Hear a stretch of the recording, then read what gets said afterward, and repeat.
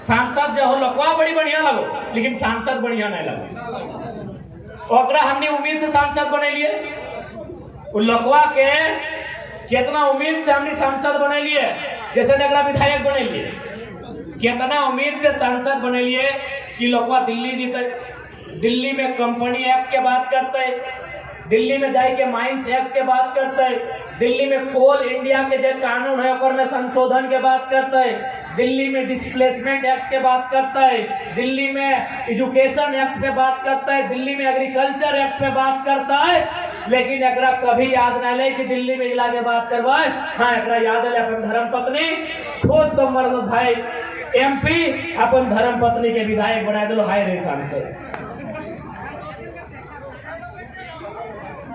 बताओ एक सांसद ऐसे होना चाहिए। एक गिरिडीह वासी चाचा तोरा कहो गोड़ लगे चाचा चश्मा वाला, हाँ ऐसा सांसद होना चाहिए चाचा। बताओ खुद सांसद और पत्नी विधायक, सुनिए कहा कि गलत थाईलैंड न कर दे 3 गो कंपनी, ऑस्ट्रेलिया के कपड़ा के दुकान, और एगो सुन लिया ओकर टेंडर लिए वाला की कहा वाले कोल क्लासिक, कोल क्लासिक के माध्यम से टेंडरो खुद लो बेटा, योजना भी खुद लेके वो संसद के और टेंडरो खुद लो। हाय रे संसद हटो तो कार्यकर्ता ही लगे धीरे कि झंडे ढोए भी। हाय रे झारखंड, बताओ कहे आज ये व्यवस्था कहे वाले बताओ न, हमने अपन वोट के बारे में सोच लिए। वोट यानी भविष्य, वोट यानी एजुकेशन पे बात, वोट यानी रोजगार पे बात, वोट यानी कोयला पे बात, वोट यानी विस्थापन पे बात।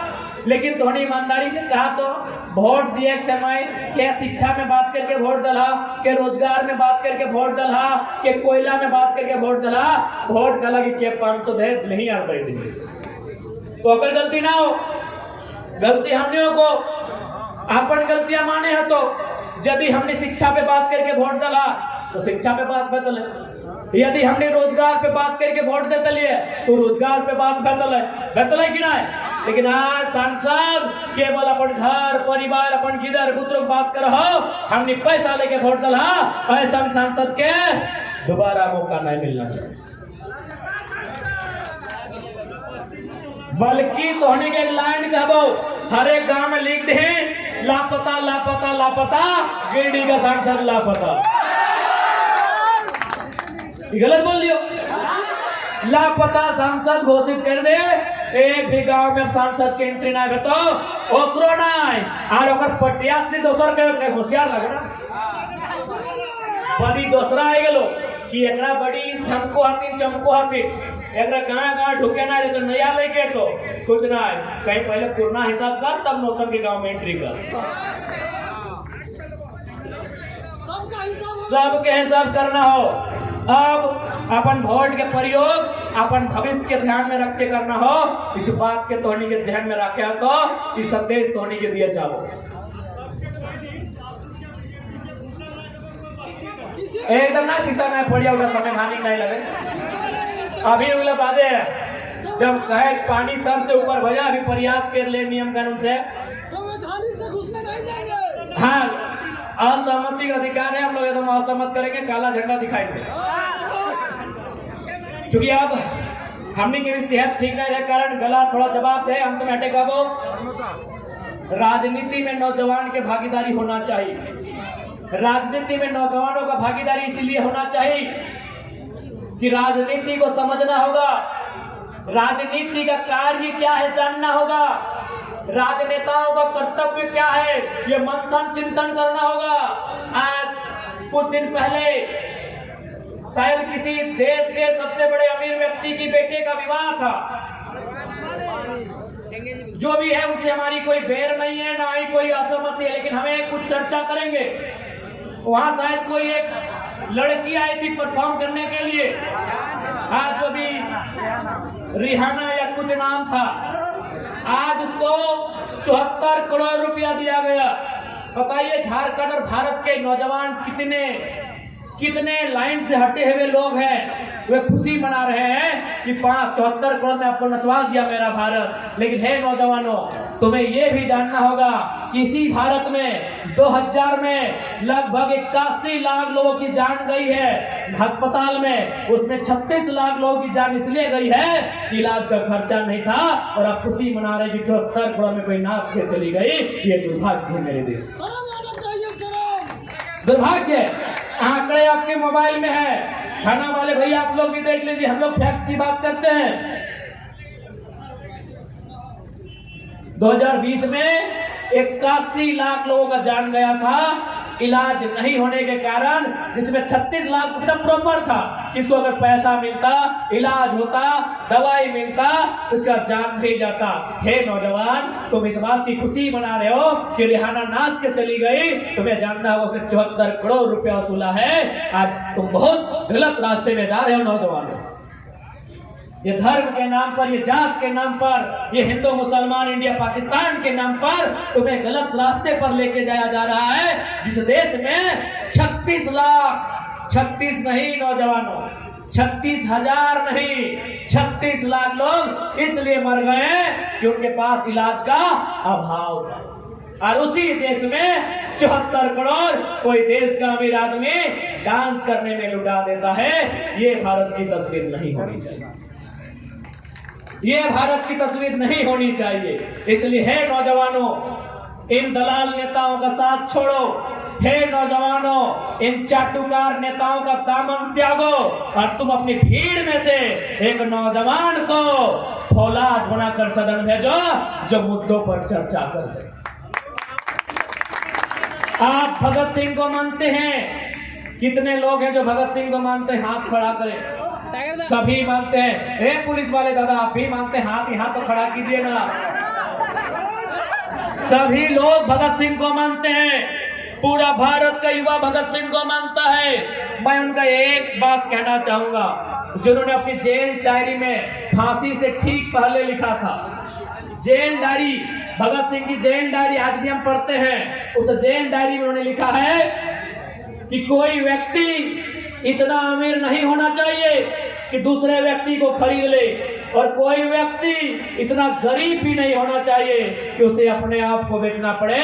74 करोड़ में अगर कोई नचवा रहा है, ये भगत सिंह का भारत नहीं है, नहीं है भगत सिंह का भारत। यदि ये भगत सिंह का भारत नहीं है तो भगत सिंह का भारत कैसा हो, ये चर्चा का विषय है। ये चर्चा करनी होगी। जहां हम चौक चौराहा में पान की दुकान में बैठते हैं, जब हम अपने कैरियर के, अपने पढ़ाई लिखाई के, अपने प्रेम की चर्चा करते हैं, हमें भगत सिंह के भी सपनों की चर्चा करनी चाहिए। ये नौजवानों का कर्तव्य बनता है। ये नौजवानों को मेरा संदेश है, हमें चर्चा करनी होगी। हमें समझना होगा कि भगत सिंह का भारत कैसा है, गांधी का भारत कैसा हो, अंबेडकर का भारत कैसा हो, आजाद अशफाक उल्लाह खान और कलाम का भारत कैसा हो, ये हमें समझना होगा। मैंने कलाम का जिक्र किया, एक पंक्ति उन पर भी कहूंगा। इस देश के राष्ट्रपति हुआ करते थे डॉक्टर एपीजे अब्दुल कलाम। जब उनका देहांत हुआ, जब उन्होंने अपने शरीर को त्यागा, एक टीम उनके घर गई, यह जानने के लिए गई कि राष्ट्रपति ने अपना पूरा जीवन सादगी से बिताया है, मरने के बाद ये क्या क्या छोड़ के गए, कितना धन दौलत छोड़ के गए, कितना रुपया पैसा छोड़ के गए। एक team doctor APJ Abdul Kalam के घर गई, उनके घर की तलाशी ली गई। आपको बताना चाहेंगे, एक 2 कमरा मिला 10 बाय 10, जिसको हम लोग चाली वो भीतर बोलते हैं। एपीजे अब्दुल कलाम साहब की जब तलाशी ली गई, 2 कमरा मिला 10 बाय 10 का। उस कमरे में 2500 किताबें थी। उस कमरे में 2500 किताबें थी। 12 या 16 डॉक्टरेट की डिग्रियां थी जो उनको उपाधि में मिला। डिग्रियां उपाधि में मिलती है, यानी 12 या 16 डॉक्टरेट की उपाधि थी जो डॉक्टर साहब को उपाधि में मिला था। शायद 3 या 4 फटे मोजे थे, शायद 4, क्योंकि जोड़ा में होता है। 4 फटे हुए मोजे थे, कुछ कमीज थी और कुछ पतलून थी। उसके अलावा 1 रुपए का ढेला तक नहीं मिला था। ऐसे राष्ट्रपति थे एपीजे अब्दुल कलाम।